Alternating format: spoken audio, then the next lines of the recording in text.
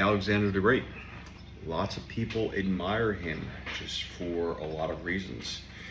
Being young, loss of his father at a very young age, challenging mother, if you're familiar with the story of Olympias.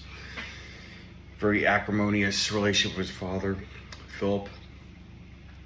And not to go through every single battle which he did, but one battle near the end really sticks out to me with respect to leadership and leading from the front.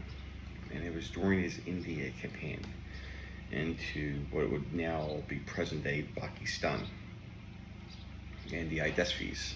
And essentially, his men would not go one step further.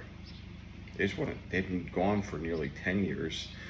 They had fought through all of Asia, for what is now present-day Turkey, into Egypt, into what is now the Holy Land, through Iraq, through present-day Iran, Afghanistan, which at the time was called Bactria, which actually I'll do a future video I already have in mind. Bactria being his most problematic province that he had to deal with. And 2,300 years ago, through a succession of empires, not only the United States, but Great Britain, Russia, etc. And that is why it's called the Graveyard of Empires. But that for a future video. So we're at the Hydaspes.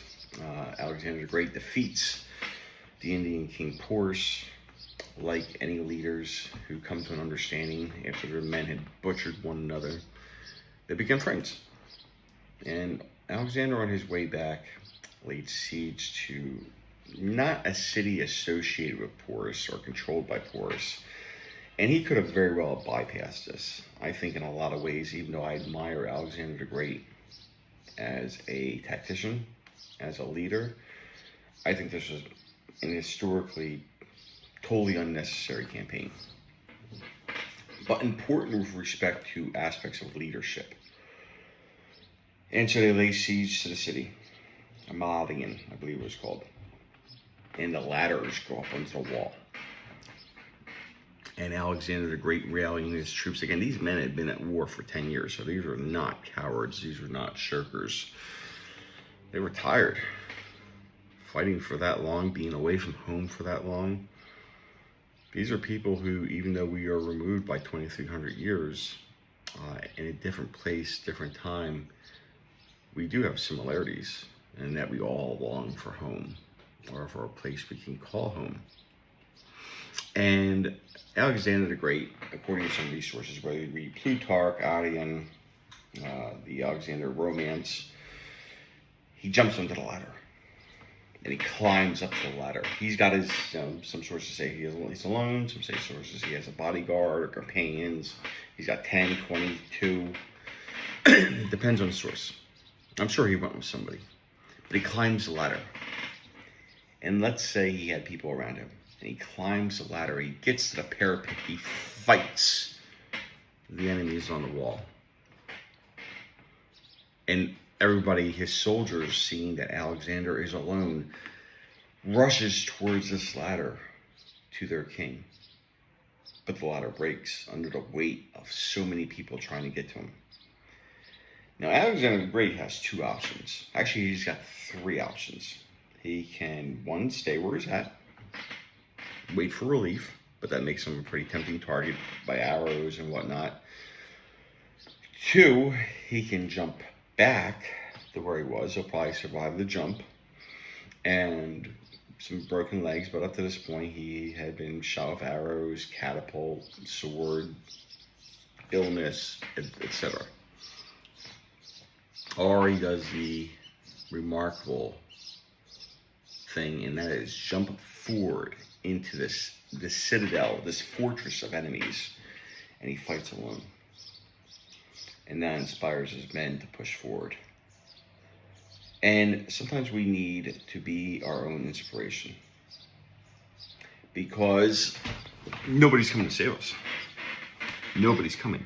Now, of course, as a mediator, as an alcohol and drug counselor, I always try to give good feedback, appropriate feedback, in line with ethical perspectives. But there's only so much I can do. All I can do is give feedback. With mediation, one mediation I had not that long ago, the guy wasn't going to sign it. It's like, well, if you sign it, sign it. Don't.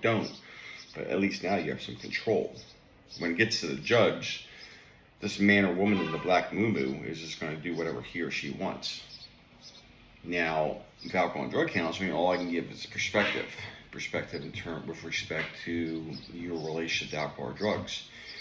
You continue to drink, you continue to drink, you continue to use, you continue to use. All I can do is give you the feedback, the perspectives, and the likely outcomes.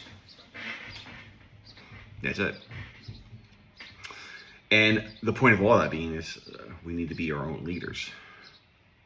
We're going to take care of ourselves. And so what can I do?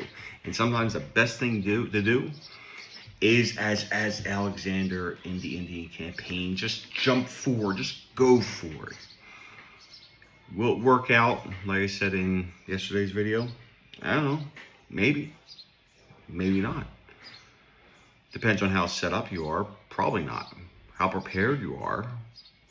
Okay. It's maybe either Sun Tzu or Miyamoto Musashi who talks about when preparation meets action. If you're more prepared, you're more likely the battles are going to come out your way. I think it's Sun Tzu where if you know yourself and you know your enemy, you need not fear 100 battles. So know yourself. Know what you're up against. Be a leader for yourself. And as Alexander did, jump forward. Let's do something this Sunday. Of course, it's a day of rest. If you're of the Christian persuasion, I'm working on some work I needed to catch up on for next week. Even though it's going to be a short week with Independence Day holiday. Stack these wins. Do something. It's not just about watching TV. Don't get me wrong. I had breakfast with the kitty and we put on The Wire. Love that show. Great show. That's okay to relax, but also do something that you can be proud of. What did you do this week? I watched The Wire for 10 hours. No, this Sunday alone, I got some work done, got some reading done, just some family time. Gonna go hang out at the pool for a little bit. But in the end, ultimately, focus on jumping forward to be the best you that you can be. And as far as the cigar, well, multitasking. Let's stack wins to be the best you that you can be.